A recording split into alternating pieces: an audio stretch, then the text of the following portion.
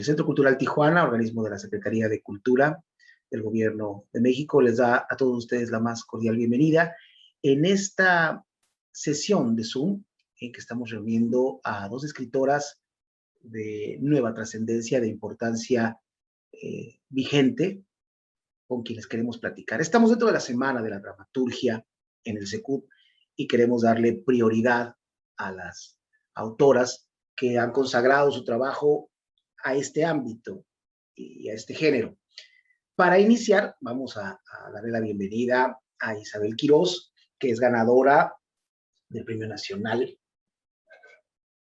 de Dramaturgia Gerardo Mancebo 2018, y con quien queremos platicar sobre un texto muy importante que se llama Valentino Clemens y los chicos perdidos del Wonder Nada, una obra con la que queremos comenzar y preguntarle a ella acerca de esto. Y más tarde vamos a hablar con Valeria Loera, que es mención honorífica del mismo concurso, con la obra Elefante, pero a la que le queremos preguntar otras cosas extras, en que queremos hablar de otros temas también.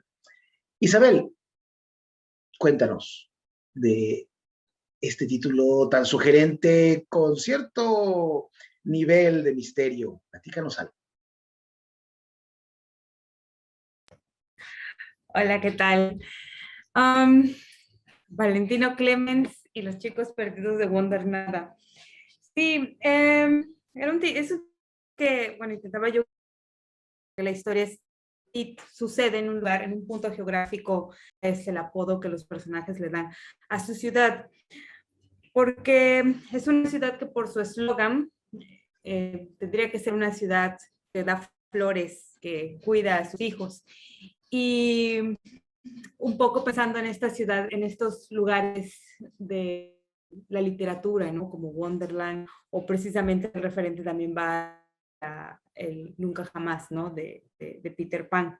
Entonces, lo que debería ser maravilloso a final de cuentas es nada, ¿no? De ahí viene el título. Chicos, que se convierten de alguna forma en familia, porque no tienen a nadie más en el universo, ¿no? Y es contado de los ojos de Valentino Clemens. Bueno, más bien es un recorrido, aparte de personajes que aparecen en la historia, es un recorrido donde ocurrió su amistad o donde importantes y significantes para los cuatro. Los amigos de Valentino ya no están. Entonces, es por eso la trayectoria que hace él para recordarlos, para tenerlos en su memoria. Durante la historia, digamos que una de las temáticas que a mí me mueve mucho es la cuestión de la identidad, sobre todo en jóvenes, ¿no? Porque es donde precisamente estamos sabidos de ella. Valentino es un personaje que está buscando, porque no tiene oportunidades y al mismo tiempo no las tiene, ¿no? Entonces está buscando pertenecer y sobre eso también definir quién es, ¿no? Y sobre eso accionar. Al estar perdido, su vida no tiene un sentido como tal. Entonces, a partir de este grupo de amigos, es que empieza a buscar ese quién quiero ser, ¿no? O al menos lo proyecta, lo visualiza de alguna forma. Digamos que este grupo de amigos tampoco, o sea, tienen una identidad a partir de pertenecer entre ellos mismos, pero digamos que son chicos que habitan en un lugar que no les permite ser, que no les permite existir. Y bueno, a final de cuentas, surge de interrogantes que yo tenía, ¿no? Yo radico en la ciudad de Jalapa, Veracruz. Digamos que es un lugar, aquí estudié en la universidad, es un lugar bastante cultural, es un lugar de muchos jóvenes foráneos sobre todo. Entonces, es muy común encontrar familias precisamente porque pues como todos son de fuera y no tienen a nadie, ocurre esta situación de que se generan tribus precisamente donde se solidarizan las amistades, las personas, ¿no? Pero también este estado en el que radico también ha sido, o sea, víctima de circunstancias violentas, sobre todo en los últimos años, y hablemos un poco los gobiernos en los que hemos estado, ¿no? Entonces, durante el tiempo en que yo empecé a gestar Valentino, era esta temporada en la que no había como cierta claridad sobre el futuro, en cuestión de, estamos en una ciudad cultural que tiene, que aparentemente tendría que tener todas las oportunidades para nosotros los jóvenes, pero no hay nada concreto, no hay nada claro, ¿no? Habían los casos de muchos chicos desaparecidos, sobre todo jóvenes, ¿no? Entonces, en medio de este ambiente, digamos, de incertidumbre, es donde se gesta esta obra, en el cual, pues sí, son personajes que están buscando sobrevivir en los extremos, ¿no? Y bueno, es un poco de manera general de qué va Valentino, ¿no? Es esto, es una búsqueda de identidad, pero sobre todo buscar un lugar al que pertenezca Valentino. Ellos, tus personajes, háblanos un poco de ellos, porque seguramente esta presencia suya puede guiar a nuestro público a acercarse a tu obra, a acercarse a los planteamientos que nos estás haciendo llegar. ¿Cómo son tus personajes, Isabel Quirós? No, de entrada son jóvenes.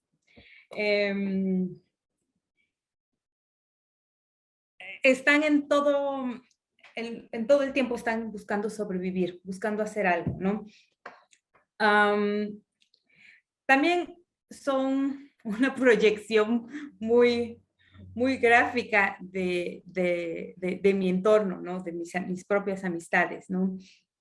Incluso hasta los nombres vienen de mis mismos amigos, ¿no? Son jóvenes, son libres, por decirlo de alguna forma. Están buscando una libertad, están buscando una pertenencia,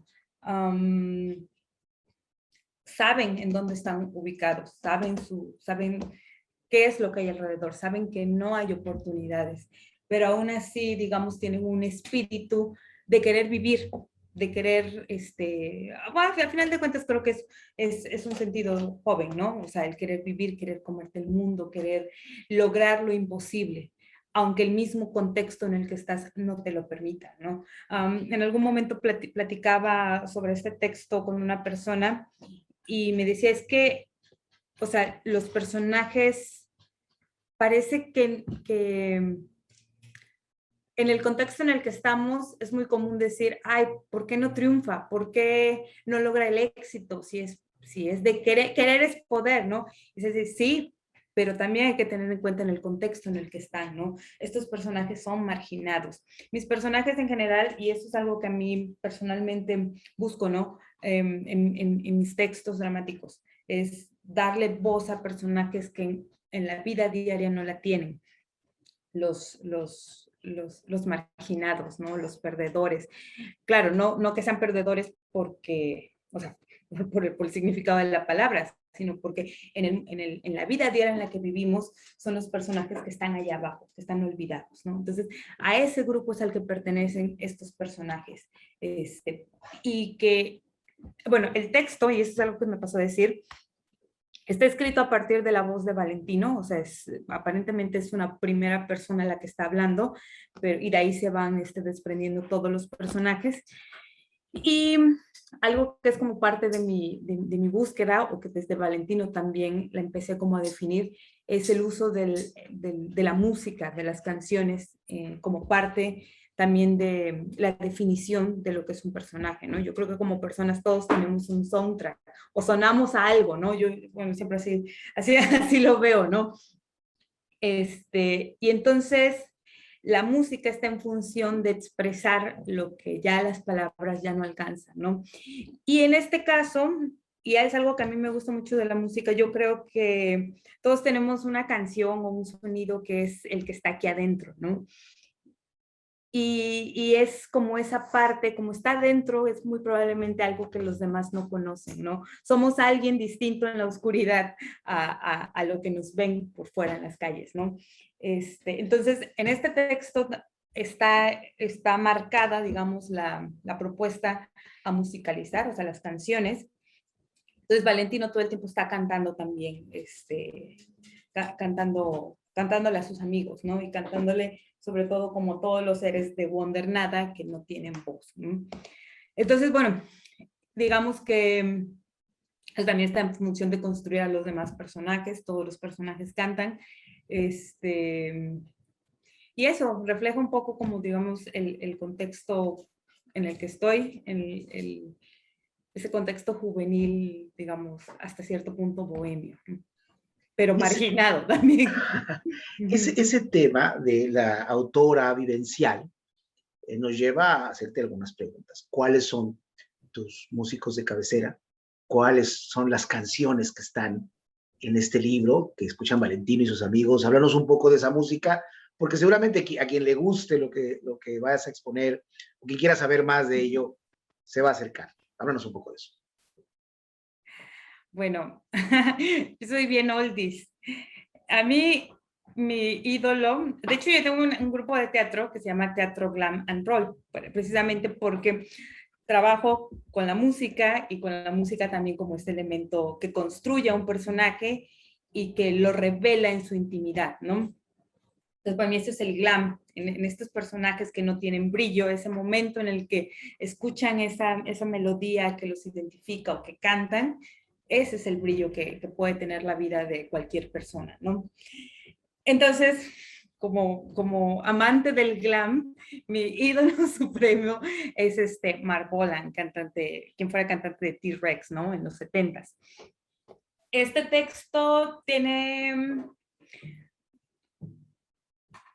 digamos que cuando empiezas a leer el texto, la única cita, bueno, tiene dos citas, ¿no? Una es una canción de David Bowie, Rock and Roll Suicide. Yo las personas que han leído en lectura dramatizada la obra y que la han montado es lo que les indico, ¿no? Para mí creo que a eso suena este universo, ¿no? Al Rock and Roll Suicide de David Bowie. Y también, pues bueno, tiene los referentes de Mark Bolan. Entre mis músicos son ellos, ¿no? Bowie, Bolan, Johnny Cash. Lo que pasa es que yo crecí, digamos, con una grabadora vieja, ¿no? O sea, con música vieja realmente, ¿no? O sea, que a mí me sonaba súper, o sea, música en inglés, ¿no? Me sonaba súper contemporánea, pero después con el tiempo descubrí que no, o sea, ya es música de los 70s, ¿no? Entonces sí, me muevo como en esta onda del rock, del glam. Sin duda que tú le estamos dando al público como que los lineamientos que les pueden ir acercando a una historia como esta. Te lo agradecemos mucho, Isabel, porque resulta interesante en esta semana de la dramaturgia acercarnos a distintos textos, a distintas formas de ver la vida mediante el trabajo escénico o que apunta a lo escénico. En ese sentido, toca el turno para entrevistar a Valeria Loera, porque ella recibió una mención honorífica en este mismo premio en 2018 o 19, quiero ahorita averiguarlo contigo, Valeria, y también preguntarte por otro texto anterior que también tuvo un reconocimiento, que fue Violencia. ¿Te parece si empezamos hablando de Elefante? Porque no quiero dejarlo pasar, y luego vamos al otro. Valeria, adelante. Sí, claro que sí. Bueno, primero que nada, muchísimas gracias por la invitación. Ya había tenido oportunidad de estar anteriormente en la Semana de la Dramaturgia, entonces me da mucho gusto estar nuevamente por acá platicando sobre teatro y también de volver a encontrarme con Isabel. Qué gusto. Y, bueno, sí, empezando, sí es 2018, de hecho por aquí saqué el libro también para presumirlo, que es donde es la antología en la que viene tanto el texto de Isabel como el mío y el de nuestros otros compañeros finalistas. Lo digo por si alguien ahora viendo esta charla se anima a buscarlo, pues lo encuentran en cualquier Educal y es Teatro La Gruta 18, donde nos van a encontrar a Isabel, a mí y a nuestros compañeros. Déjalo así, mira, frente a la pantalla, un segundito más hasta que lo pueda registrar. Ahí lo tenemos. Mira, también ya lo está mostrando Isabel, para que la gente vea bien la portada y diga, ese es el que me quiero llevar esta semana. Sí, déjenme, le quito por aquí el cintillo, pero sí, lo encuentran, la portada son unas sillas como de un autobús azul y es el 18 donde nos encuentran. Y bueno, sobre Elefante, pues es un texto que habla, pues a grandes rasgos diría que es sobre el Alzheimer. Es la historia de dos personajes, Oliver y Emil, que son padre e hijo, donde uno pues tiene esta enfermedad y el hijo es quien ahora cuida de su padre. Y es un poquito como esta cosa de roles invertidos, donde ahora es el hijo quien debe de cuidar del padre y ahí viene como todo un asunto, ¿no? Con esta cosa. Hace poco yo estaba pensando, me invitaron a la Semana de la Dramaturgia en Monterrey, donde se hizo una lectura dramatizada de Elefante. Entonces, a mí misma me cayó ahí el 20 de que el asunto principal de la obra no es la enfermedad en sí, sino pues como este temor o esta impotencia que de pronto sentimos cuando vemos a nuestros padres cómo van envejeciendo y haciéndose cada vez pues como más frágiles, más vulnerables, ¿por qué no decirlo, no? Quiero decir desde mi propia experiencia que yo vivo sola con mi madre, que ella aún es una mujer bastante fuerte, independiente, ella todavía hace muy bien sus cosas, ¿no? Pero, híjole, el tiempo siento que a veces es bien despiadado, entonces sí hay ciertos momentos en los que yo me siento a verla y es como, pues claro, este temor que creo que todos los hijos tenemos, ¿no? De ver cómo nuestros padres, pues cada día están más viejitos, ¿no? Es un miedo, no lo sé, pero es también toda una experiencia, ¿no? También como el sentir que uno de pronto puede devolverles a ellos mucho de lo que ellos han hecho por nosotros.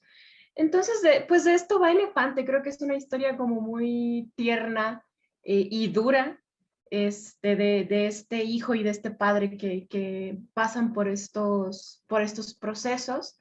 El título tal cual pues viene de esta metáfora o esta idea que se tiene sobre los elefantes y su buena memoria. Entonces yo quería jugar un poco con esto, ¿no? Con un hombre que de alguna manera quisiera volverse un elefante para no olvidar, eh, para quedarse con todos estos recuerdos que a fin de cuentas creo que eso, ¿no? Que nuestra memoria, nuestros recuerdos son lo que nos hace ser como somos. Y si vamos perdiendo estas memorias, es como si nos perdiéramos a nosotros mismos, que tristemente es algo de lo que ocurre con esta enfermedad, ¿no? Ya como en las últimas instancias, las personas empiezan a olvidarse hasta de quiénes son ellos. Entonces es esta lucha de este personaje por no olvidar, pero también del hijo por querer no ser olvidado. Y bueno, a lo largo del texto, como una cosa muy particular, es que se encuentran una serie de ilustraciones o de notas a mano, porque yo tenía la intención de que los lectores pudieran tener una especie de acceso a la libreta del personaje, que es Emil, quien está olvidando, porque él se hace de una libreta en la que empieza a hacer notas de todo lo que quiere recordar. Tiene incluso, ahí lo está mostrando Isabel en la cámara, y hay croquis de su propia casa para no perderse, hay dibujos de su mascota, hay recordatorios del nombre de su hijo, pues justo eso, ¿no? Todas estas cosas que para el personaje son importantes y que nos develan de pronto su mundo interno, porque las ilustraciones no son un mero acompañamiento, sino que en sí mismas también hay ciertos códigos, hay ciertas cosas que el texto no está diciendo, pero que la imagen sí. Entonces es un poco por ahí el juego que hay con este texto de Elefante. Y espero que nos puedas contar también sobre otro texto, Violencia, que entiendo que ese sí recibió un premio, que nos hables del premio, pero que nos digas de qué trata Violencia, porque ahí sí la cosa entre el paralelismo del elefante y la memoria que se contrapone, no sé si sucede en este otro texto. Sí, Violencia es la obra ganadora de este mismo concurso del Gerardo Mancebo del Castillo, pero en el 2020, o sea, el año pasado. Y bueno, el título es un poco engañoso. Creo que cuando escuchamos la palabra violencia, todos nos vamos a pensar como, híjole, yo creo que se trata de la guerra o de narcos o no sé, algo muy sangriento tal vez. Y no, la verdad está muy, muy alejado de eso. Es sobre una mujer llamada Violencia López, que sí es violenta, pero consigo misma. Ella vive encerrada en su casa con un montón de violencias, o sea, literalmente es como fragmentos o como su propio pensamiento desdoblado. Entonces hay una violencia que vive en el basurero, una violencia que vive en la alacena, una violencia que vive debajo de la cama. Entonces, cada violencia tiene como una parte muy específica de los pensamientos de violencia, ¿no? Por ejemplo, la de la basura es la que todo el tiempo está como diciéndole cosas negativas, la de la alacena tiene un poco que ver con la ansiedad y que de pronto uno come solo por sentirse solo y ansioso y así, ¿no? La de la cama es como esa vocecita que no te deja dormir en las noches porque te está recordando todos tus pendientes o esa cosa terrible que hiciste hace 5 años y que aún hoy no te deja dormir. Entonces, sumado a toda esta locura del mundo interno de violencia, hay también una relación, pero acá es de madre e hija, que son como bastante conflictivas, porque son muy diferentes y al mismo tiempo súper parecidas. Entonces todo el tiempo están en conflicto la madre y la hija, porque Violencia es como una mujer solterona que está pasando por una decepción amorosa. Entonces la madre como que de pronto queriendo ayudarle, en realidad pues termina haciéndola siempre sentir peor, ¿no? Con las comparaciones con su hermana o diciéndole como, híjole, tienes que ponerte las pilas porque ya el tren ya se te fue y tal. Entonces, queriendo ayudarle, la madre le hereda en vida a su hija, a Violencia, un muñeco sexual que viene a ser como el conflicto de la obra, que bueno, por cierto, en estas alturas quizás sea bueno aclarar que es una comedia un tanto oscura. Y bueno, a raíz de este obsequio un poco perverso de la madre, pues viene como a revolucionar todo el mundo de violencia, quien primero obviamente le causa bastante desagrado este muñeco, pero después se convierte como en una suerte como de Pinocho moderno y extraño, porque el muñeco como que cobra vida, o bueno, no lo sabemos muy bien porque pues como sabemos, Violencia está un poquito loca, ¿no? Entonces de pronto está esta duda de si el muñeco verdaderamente cobró vida o es también parte de todo este mundo alucinatorio de violencia. Y pues para no spoilear toda la historia y con la esperanza de que próximamente el libro aún no sale, pero ya está pronto a salir.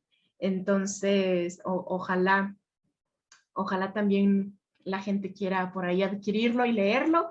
Y bueno, así como en Elefante tenía esta idea de las ilustraciones como un obsequio para el lector, también Violencia tiene por ahí sus sorpresas. No hay ilustraciones, pero hay un montón de notas a pie de página que son como comentarios de la misma autora, pero como si fuera también Violencia. Entonces hay por ahí algunas cosillas curiosas para el momento de la lectura. Queremos pedirles a ambas que en su carácter de escritoras, en su carácter de dramaturgas, nos hagan una invitación a la gente que va a estar dentro de la Semana de la Dramaturgia, acercándose, sobre todo a los jóvenes, que es a quienes queremos atraer, porque de repente tenemos al público adulto más cautivo, que cada una, empezando por Valeria, haga una referencia que le permita a la gente saber por qué es tan importante acercarse a nuestro público a la dramaturgia. Adelante primero, Valeria. Muy bien. Pues yo creo que la dramaturgia nos abre a un montón de mundos posibles. Creo que lo que tiene de maravilloso es que, digo, a diferencia de cualquier otro tipo de literatura, ¿no? Toda la literatura en general tiene esta posibilidad, ¿no? Pero creo que lo bonito del teatro escrito es esta magia de que justamente no está completo hasta no verse en el escenario. Y creo que una de las labores más mágicas del dramaturgo es esta de hacerle preguntas al escenario, de qué pasaría si ocurre tal o cual cosa. Entonces, yo creo que es muy bella la lectura del teatro, no solo consumirlo a través de la puesta en escena, sino porque podemos ver como todo este proceso, ¿no? Desde el papel hasta el montaje y eso, ¿no? Que creo que a veces hay sorpresas en la lectura que no siempre se traducen a la escena. Entonces creo que vale mucho la pena acercarnos a la lectura de los textos dramáticos por estos detalles. En tu caso, Isabel, ¿a qué vas a recurrir para convocar a los públicos a acercarse a este género? Yeah. A mí el teatro me parece un hecho mágico. El hecho de que sabemos que esto que escribimos está pensado para representarse. Y que bueno, dependiendo también de quién lo representa, es las lecturas. Las distintas lecturas que puede tener un mismo texto, ¿no?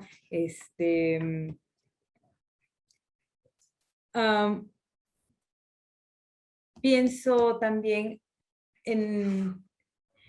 A mí me gusta mucho leer el teatro, sobre todo porque siento que más allá de acercarme también como a personajes, a final de cuentas nos estamos acercando, o sea, es una forma de conocer también a Valeria, ¿no? O sea, como su universo, su voz, el contexto en el que está, ¿no? Y así nuestros otros compañeros que están en este libro.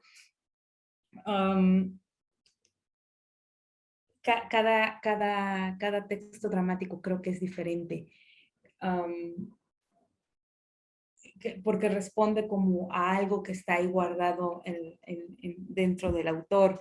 Y me parece, a lo mejor no, a lo mejor puedo estar equivocada, pero me parece que sobre todo el teatro leído tiene muchas posibilidades en el imaginario, porque precisamente eso está hecho para representarse, ¿no?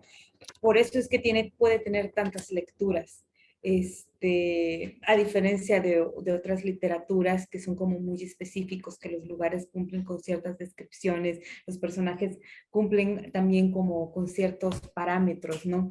El teatro es específico y al mismo tiempo te abre una puerta a la imaginación inmensa, ¿no? Si tú lees un texto y le preguntas a 10 personas que lo leyeron, que vieron, probablemente las 10 personas vieron algo distinto de una misma historia, ¿no? Entonces, como esa capacidad de despertar ese imaginario y sobre todo, ¿no? Una lectura en voz alta de un texto dramático, vaya, ¿no? Permite el juego, permite la imaginación, abre ese canal de curiosidad también, creo, ¿no? De puedo conocer otros universos a través de leer estas palabras que aunque estén escritas también serán puestas en escena, ¿no? En su momento. Entonces, eso a mí me parece muy mágico, el teatro en general, pero sobre todo eso, ¿no? Que viene desde una idea que se plasma en papel para después verla, ¿no? Verla ante tus ojos, y eso se me hace maravilloso.